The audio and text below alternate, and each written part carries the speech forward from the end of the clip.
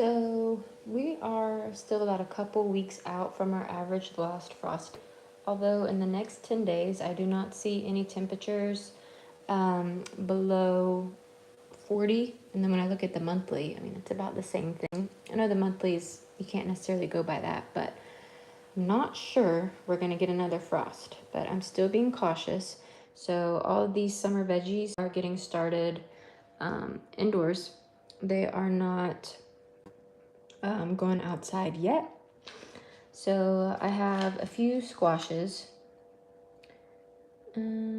It's telling me something. Sometimes live does not cooperate with me. So hopefully you guys can still see and hear me okay. Well, the same. I have a few squashes. So in the past, I've always done my winter squash, these three, in landscape fabric. I have not been successful. I get them to grow, but I haven't been able to actually get the fruit yet. And I think just being in Texas, they essentially, like, they just get cooked. They don't have a chance. It just gets too hot, and they just cook in that landscape fabric. So I have taken out the landscape fabric this year, and I'm gonna try sewing them in the same location, but just without the landscape fabric. So that is this acorn squash from Botanical Interest. And again, these are frost sensitive, so keeping them inside until the danger of frost is past. Now these can be direct sowed, but honestly with all my seed, flowers, vegetables, I really struggle to direct seed them, because whether a mice digs them up and is just eating the seeds directly, or pill bugs or something are eating the little like starts, they just don't have much of a chance. So I like to start my seeds pretty much inside. Next is this Waltham butternut squash from Botanical Interest, and then a spaghetti squash as well. Next, I'm growing two different types of watermelon. So I have Crimson Sweet, which I am super excited about, and then also Sugar Baby. So these I all, between the winter squash and the watermelon and cantaloupes, I grow all these in ground. They do not go in my raised beds. Let's see. And then cantaloupe.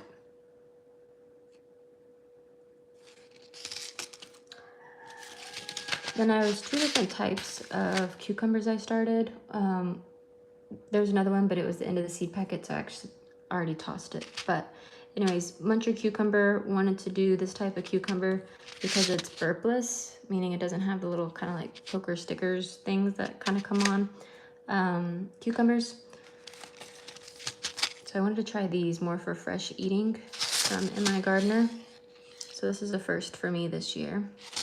If you've grown these before, you'll have to let me know how they taste. And then first time growing this type of zucchini as well. I've always grown the traditional dark green zucchini. I'm gonna grow those as well, but I just went ahead and wanted to get these started. I'll show you my seed starting setup here in a minute where they are, but I ran out of room, honestly. So I haven't been able to start the other summer squashes. But I've actually seen a few growers grow this on YouTube, so that's why I wanted to try this type of zucchini from In My Gardener. And then lastly, first year for artichokes. And sure, I'll try and like harvest them and eat them, but I really wanted to grow this for cut flowers, honestly, in the fall. As like a large focal in the center of a bouquet. I think an artichoke would be absolutely beautiful as a focal flower. So that's primarily what I'm growing these artichokes for. So that was a 50 cell tray. I pretty much did 5 of each. And I just did zinnias in these two. One is the Binary Giant mix from Johnny Seeds. And the other one I think was a Queenie formula mix. Yeah, from Johnny Seeds as well. I also did, it's what I talked about yesterday. Those cut flowers. It was a Colorado blend yarrow. Straw flower is a blend as well. And then I need to get another label. This was, I'll show you. It's this right here.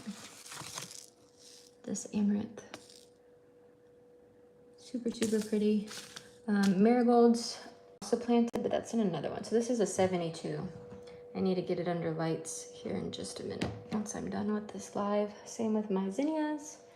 Let me come over.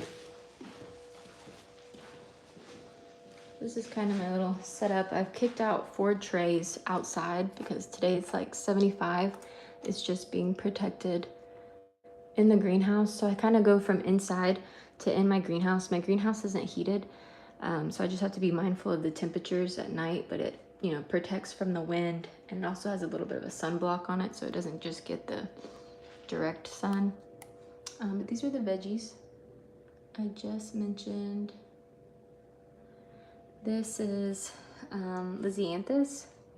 What you here see that's actually sprouted, that's lavender, but I actually just went through, and especially this row and this row, I sowed those white marigolds.